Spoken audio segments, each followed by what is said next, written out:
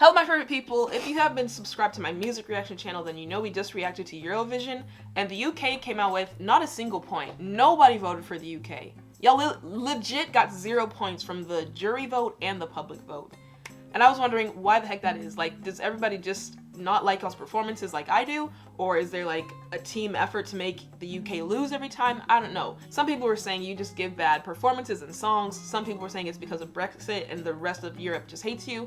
I don't know. But anyways, this video is called The UK versus the European Union. Who would win? Brexit military comparison. Honestly, I have my money on Europe as an entity because it's like an entire continent versus just a little island. That being said, let's see how this goes out. Subscribe if you're new here, like the video. This is my culture channel. We only do culture reactions. DM me video requests over on Instagram, and here we go. Let's do it. Brexit is a word that has entered the lexicon of international politics in the last year. It may sound like a new brand of breakfast cereal, but it actually has quite a few more implications than your morning bowl of Cap'n Crunch. In 2016, the British people voted in favor of exiting the European Union, and while they've done so peacefully, it made us wonder, what if the UK had to fight to leave the EU, just like the United States had to fight the UK back in 1776? But the European Union was like an understanding between all of y'all. Like, America with y'all was forced to be a part of your country and pay taxes and all that. I thought the European Union was just like a collective agreement you all had. So, you know, if you wanted to leave, you can. You didn't have to fight over it. That being said, though, Brexit was fueled by, to my understanding, immigration, trade, international travel, things like that. Correct me if I'm wrong, but it was the right, like, Republicans who wanted Brexit, right? Let me know. Would the UK even stand a chance against the EU? I don't think so. Or would the EU just demolish the UK? Let's take a closer look at all the variables in this episode of the infographic show, The United Kingdom versus the European Union. Let's do it. Before we can delve into this subject, we have to first define the European Union. The EU is a group of countries located in Europe that have entered into an economic and political partnership. The idea began after World War II to help foster economic cooperation in hopes that countries that traded together will be less likely to go to war with one another. Just like freaking Eurovision. The entire point of the song contest is to unite and like make everybody happy again after the freaking World War II. World War II, I feel like, really did just shake the entire world, and we were like, wait, let's take a look back at humanity and realize what the heck we're doing. Man, we gotta finish the World War series. We're still on World War I, I think, but World War II really messed everyone up, but specifically Europe. In 1993, it became official. There are a total of 27 countries around for a long in the time. EU, 28 if you still include the UK, with nations like Italy, Spain, France, Croatia, Germany, and others filling out the roster. The European Union has not yet had to be a combined military force, but some of its members have tried to combine their military powers. In fact, just last year, it was reported that Germany, France, Italy, Poland, and Spain made plans to have their militaries work together in the future with hopes that more of the EU will join them as well. That's like one just grand military. I wonder what American like government and military was doing during this time, because like if we ever fell out with y'all, that would be really, well, it would be a hard fight for us, but do I think we'd still have a chance? Maybe, because we throw hundreds of billions of dollars into our military, endless manpower, you know, we don't lack in artillery either, so I feel like we'd have a fighting chance, but I would not want to go against freaking 10 united militaries. That's insane. And how lucky you guys are. Don't take it for granted how close, like, oh, I just want to go on vacation for a week. But if I drive 5 hours, I'm just in Arkansas. You drive 5 hours, you're over in Germany, France, Spain, Italy. Must be nice. Can't relate. Plans to have their militaries work together in the future with hopes that more of the EU will join them as well. Up until the recent vote to leave the EU, the United Kingdom has been a member of the Union in one form or another since 1973. The United Kingdom consists of England, Wales, Scotland, and Northern Ireland. Northern Ireland. Fully leaving the EU is a process that political scientists believe will take a few years more to complete. It's already happened, bud. Before they voted to leave, the UK made up about 12.8% of the European Union's population as of 2015, with a total of nearly 65 million people. That's the thing, though. Don't just think this isn't just England that they're taking out of the EU either. The flag, like we learned in the last reaction, with all those crosses and stuff, it literally represents freaking Scotland, Wales, Northern Ireland, and England. It's all 4 countries. So the UK, per se, is making a decision for 4 separate countries, 4 different cultures, 4 different sets of people, governance. Like, I don't know. I'm not giving my opinion on it. From these citizens, the UK has about 150,000 active frontline personnel in their military and about 180,000 in reserve personnel. The European Union has far more members in it. Sorry, question. So if England ever went to war with anyone, would Scotland and Wales and Northern Ireland be forced to fight with them? Like, they'd be forced into the war as well? Or do they, like, get to decide if they want to or not? 180,000 in reserve personnel. The European Union has far more members in its military. In the 27 countries combined, there are over 1.27 million active military members and over 1.5 million personnel in reserve. And I already know there's going to be comments, Favour, it's not about quantity, it's the quality, and our military are superb. Yeah, but bitch, if you're going against millions of people, you're getting slaughtered. Period. If we're talking about heads and helmets alone, the EU has an extremely sizable advantage. It's like 5 to 1. Measures of military? Although the types of tanks may differ, the UK has around 400 tanks in their battalion, which is beaten by Poland alone, which comes in at over 1,000 tanks.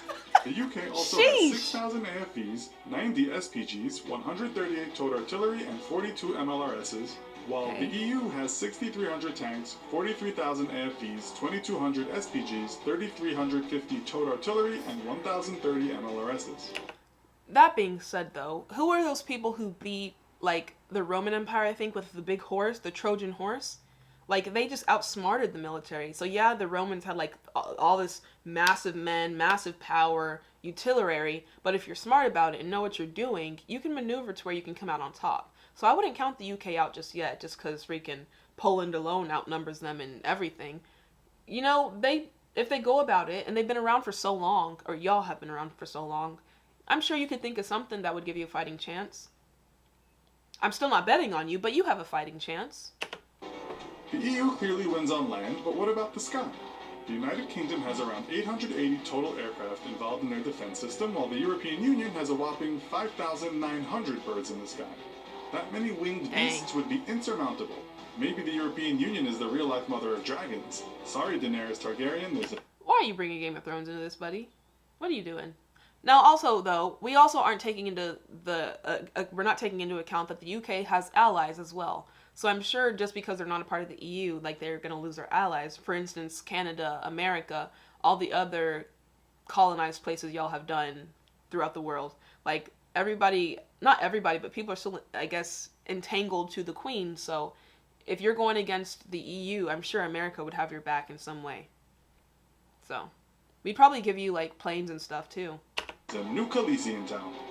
Now let's take this hypothetical battle to the seas. The UK has one The seas, y'all are destroying everybody. Your navies has always been superb, and even though it's not as great as it used to be, I still think it's probably number one. The England is literally known for their navy. Come on. Aircraft carrier, 10 submarines, 13 frigates. What are y'all doing? 10? In the entire ocean, you got 10 submarines? 6 destroyers, 0 corvettes, 15 mine warfare craft, and 18 patrol craft. Come on. Combining all of the European Union's naval power far exceeds the United Kingdom's naval presence. The EU has 7 aircraft carriers, 51 submarines, 89 frigates, 15 destroyers, 39 corvettes, 152 mine warfare craft, and 192 patrol craft. That's comparing, like, the land power and the air power. That's still not a lot for water from both sides.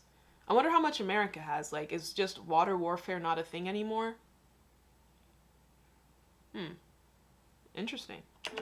France alone could take down the UK's navy with its 4 aircraft carriers, 10 submarines, and 11 destroyers. And of course, we mustn't forget fuel, the lifeblood of any first world army. The United Kingdom produces 1 million barrels of oil a day and consumes 1.2 million barrels each day. Speaking of freaking oil, why are gas prices so freaking high? Like, I'm used to them being under $2. Tell me why we're approaching $3 a gallon. Like, that's ridiculous. Just to fill up my tank, it's almost $30 now. I used to do it for 20. I don't know what's going on, but gas needs to go on down. It's climbing up. It's scary. How much is y'all's gases per gallon or per pint, whatever you do? Quart, I don't know. It also has 3 billion barrels of oil in reserve. That's expensive, The man. European Union produces only 0.7 million barrels of oil a day and consumes almost 17 times that each day. It has only 2.6 billion barrels of oil in reserve. So, I guess y'all could starve out the rest of Europe. I don't know what they need it for, other than like their cars, engines, stuff like that, but I doubt anyone nowadays uses it for like energy, but I'm sure you could find a way to use that to your advantage. If they can't get oil to power their machines, you can just attack them when they run out. Boom. Finally, in the unlikely scenario that nuclear weapons are used... No, don't ever do that. Nobody should ever do that. Never. I know we've already done it, America, but even then, like, I think nowadays we even regret it. Nuclear weapons should never be used in any situation. Because it doesn't just destroy the enemy that you're fighting then. It goes on for generations. Like, the effects of nuclear warfare are never good for anyone. The UK and the EU could destroy each other from Chernobyl? nuclear-armed submarines. The UK has 215 warheads, while the European Union has 300. France is the only other country in the EU with nuclear warheads. It seems like in pretty much every military area you look at, the European Union comes out on top over the United Kingdom. As Maybe the UK could win in a 300 type situation where it's more about skill and training, but based on size alone, the European Union is the military behemoth in this battle. With countries around the world developing more and more impressive militaries, it's interesting to think about what would happen if the UK had to fight for its independence from the European Union like so many nations had to do in the past. From England. Oh boy. We're not going to get into that conversation though. But yeah, I mean, as expected, the EU came out on top. If you like the video, subscribe. Should we do this Iran versus USA reaction? Because it is a pretty prominent thing going on now. We've had a lot of issues with the Middle East, so if you want me to get into that, I don't know all the details, and y'all are always bringing it up in my comment section, like, what about America? What about America? I don't know. I don't pay attention to that stuff. So if you want to get into that, we can. Subscribe, like, DM me video requests over on Instagram, and I'll see you in the next one. Bye!